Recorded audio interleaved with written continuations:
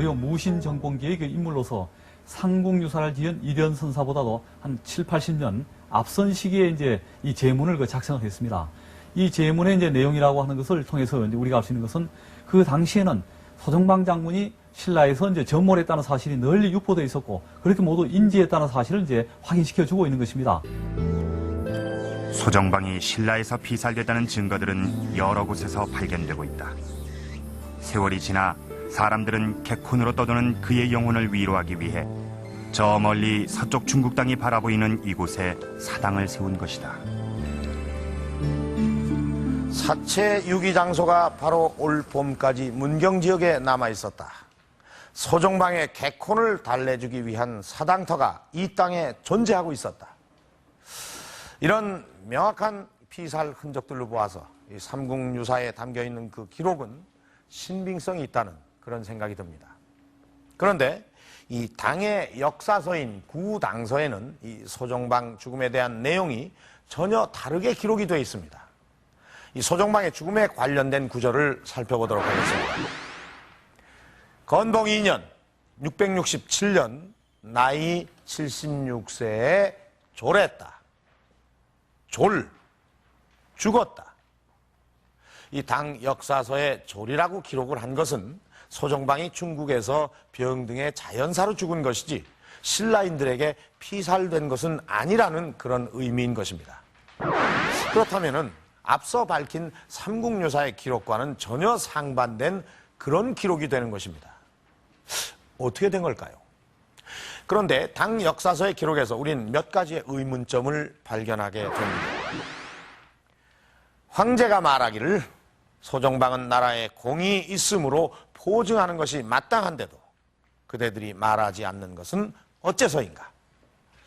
원래 당에서는 공신이 죽으면 그의 사후 갖가지 포상을 해주는 게 관례로 돼 있었습니다. 그런데 이 당시 공신이었던 소정방이 죽은 후에는 신하들이 그에 대한 포상 부분에 대해 일체 함구하고 있었고 이에 대해 황제가 신하들을 꾸짖는 그런 구절입니다. 도대체 왜 신하들은 소정방의 포상을 이례적으로 건의하지 않았을까요? 소정방, 그의 죽음을 확인하기 위해서 중국 현지를 다녀왔습니다.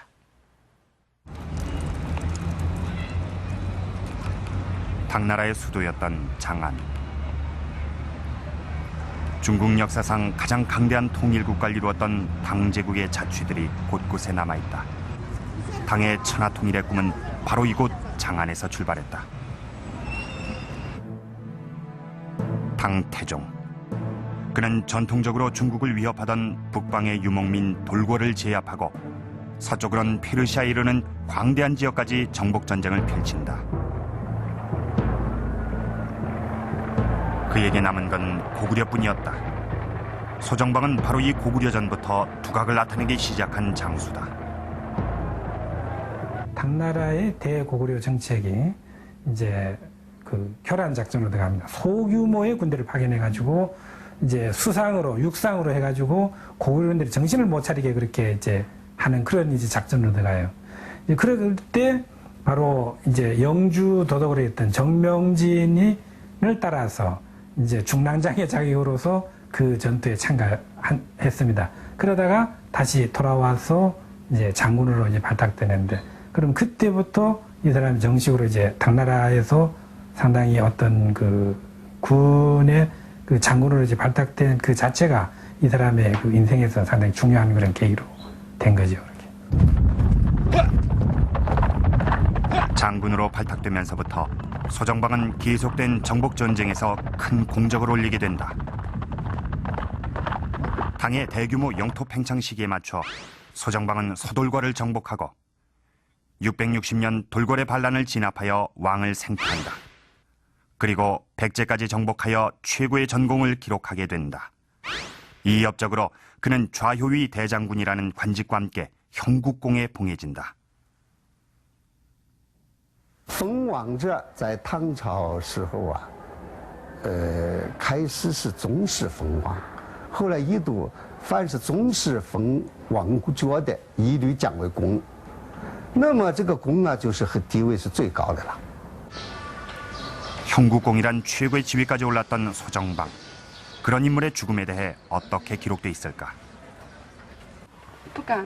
당서에 나와 있는 인물 열전편. 역시 소정방의 열전도 들어있었다. 그런데 그의 죽음에 관한 기록은 단지 죽었다고만 돼 있는 것이다. 庆等不言，史书里都陪葬没有谈到，也死后也没有说是有别的什么待遇，就比较奇怪。 현지인조차 이상하게 여기는 소정방의 죽음에 대한 기록. 그렇다면 다른 인물들의 경우는 어떨까? 소정방과 비슷한 시기에 활약했던 유인괴. 돌궐 정복과 백제 부흥운동을 진압하는 데 공을 세운 장수다. 그가 죽자 황제는 3일간 조회를 열지 않고 신하들에게 문상을 하게 했다. 그리고 황제의 무덤인 건능에 함께 묻게 하고 시급 300호까지 하사하는 융숭한 예우를 하고 있다.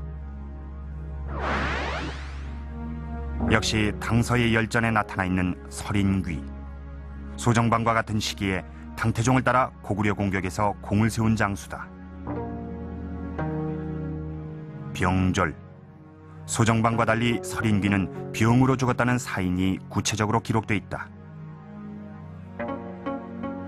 그가 죽자 나라에서 직접 상여를 만들고 가족들에게 역마까지 제공하여 고향에서 장례를 치를 수 있게 예우하고 있다.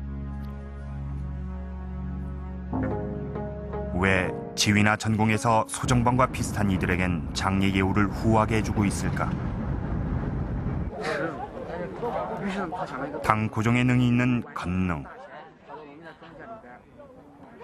이곳에선 황제의 무덤뿐 아니라 태자나 공주 등 황실의 친척, 그리고 주요한 공신들의 무덤도 함께 발견된다.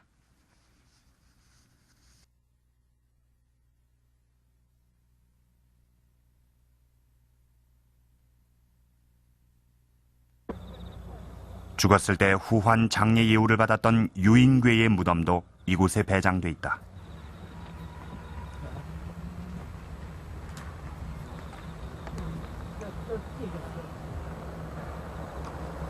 唐王朝他陪葬公产，他分院监前史，他是在陵园里边给你撕一块墓地，表示两层含义，一个是表示对你的恩宠，另外也是对你一个战功，就对你一生政绩的一个肯定。 나당 전쟁에 참가해 패배했던 이근행의 묘 역시 근처에 있다. 정복 왕조였던 당 제국. 수많은 정복 전쟁을 치르며 충성스런 장군들을 필요로 했다. 그래서 그들이 죽은 다음에는 융숭한 장례 예우와 함께 황제의 무덤에 배장해 주는 것이 관례였다. 그러나 삼국을 멸하고 최고의 전공을 쌓은 소정방의 무덤은 이곳에서 발견할 수 없었다. 그렇다면 그의 고향에는 무덤이나 흔적이 남아있을까? 당서에 기록되어 있는 소정방의 고향 기주 무읍. 오늘날 북경 근처에 있는 작은 마을이다. 这里是叫什么村？苏家庄。苏家庄。